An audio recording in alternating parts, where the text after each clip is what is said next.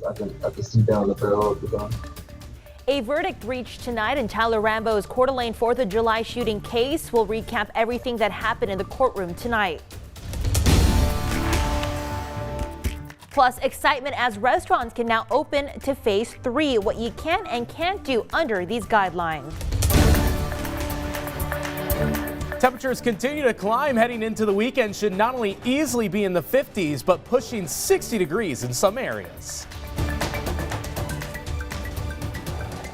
Good evening, everyone. Thanks for being here tonight. I'm Regina On. Let's get to our top story now. We have a verdict in the case of the shooting that took place on the 4th of July in Coeur d'Alene in 2019. The jury convicted Tyler Rambo on some of the charges, but acquitted him on others. Our Casey Decker explains.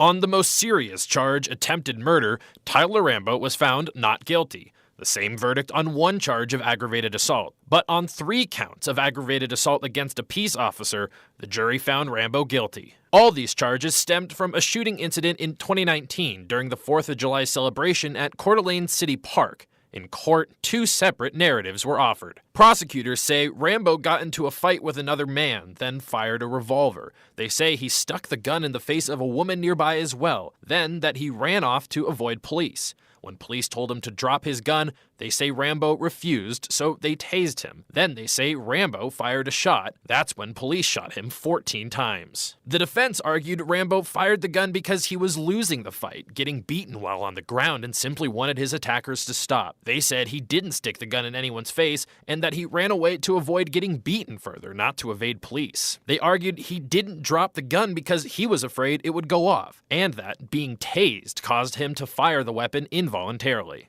Rambo's wounds from the shooting caused him to lose both his legs. He's currently suing the police department and the city for $9 million, saying the officers were improperly trained. Tonight, the jury unanimously decided Rambo was not guilty of attempting to murder the man he fought with or of assaulting the woman that man was with, but that by firing his weapon, he was guilty of assaulting cops.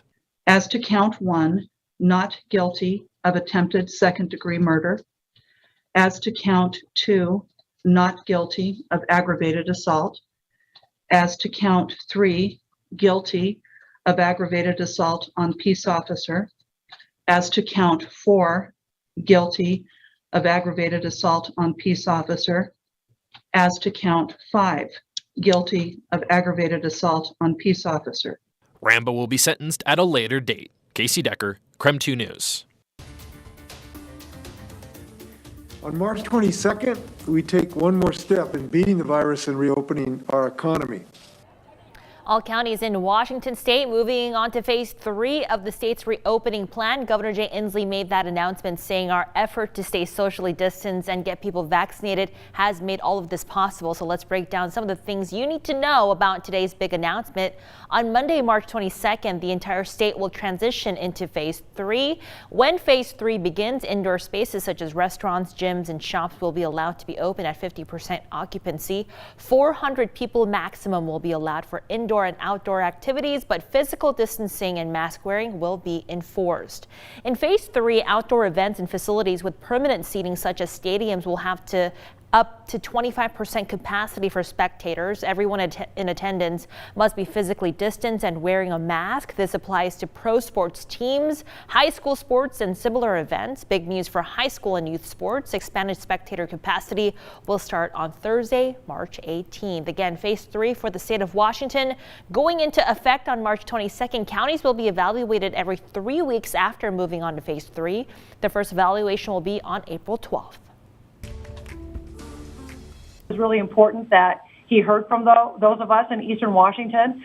And I'll tell you what, I think that a lot of people are very, very thankful that we are going back to an opening by counties and not by region.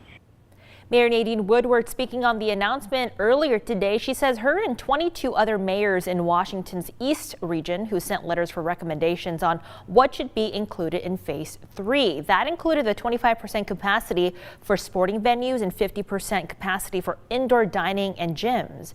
The mayor said she had not heard anything from Inslee's office about a potential phase 4 going forward. Well, today's announcement is certainly welcome news for local restaurants. In less than 2 weeks, they can double the number of people they can bring into their establishments. Rima Shaver owns Bistango Martini Lounge in downtown Spokane. It's a pretty small space, so she debated even reopening at 25% capacity because it would be tough for her to cover her operational costs with such a limited number of guests being allowed in. So today's announcement that they'll soon be able to expand to 50% will have a real impact to their bottom line, and it will allow them to bring back another employee. It was really hard. 25% was awful. I mean, it was hard having guests wait outside for a table in the cold, weather. And on rainy days, they just wouldn't wait or sit in the car. It was tough, but we got through it. And as I told you back then, I just got really tired of complaining. And I just said, we're just going to open. I was able to bring back 3 of my employees. So I'm very grateful for that.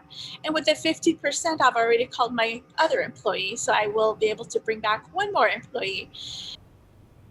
Well, the last year has been especially tough on businesses like Rima. She says she's happy that our state is doing well in terms of vaccinated people. In the meantime, leaders in the Hospitality Association are celebrating while making note that although restaurant and hospitality workers are essential, they don't have access to those vaccines just yet.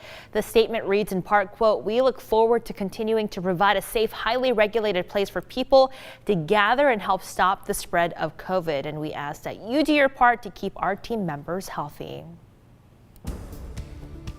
Let's take a look now at weather. We have seen a really nice week so far, nice and sunny to start the day off usually, and hopefully we can keep the momentum going all the way into the weekend. So Thomas, what can you tell us about the rest of this weekend? Yeah, well, just like last week, this week has just been a little bit warmer day after day, and I know you've been a little bit more excited about the 60s that are in store. Absolutely. I mean, you said Sunday, so I know that we went up a degree, so hopefully we can go up a degree more. Yeah, well, we got into the 50s today, should be well into the 50s tomorrow, and then our eyes will be once again on 60 degrees for the upcoming weekend. But with the sunny skies and the clear skies during the day come the colder temperatures at night. Down to 32 as of right now, and that's normal, especially for March. When we get clear skies, those temperatures do tend to get quite cold first thing in the morning, so you still have to bundle up, as I am right now at 11 o'clock at night. Otherwise, very quiet across the entirety of the Pacific Northwest, so it'll be sunshine from sun up to sundown all day long.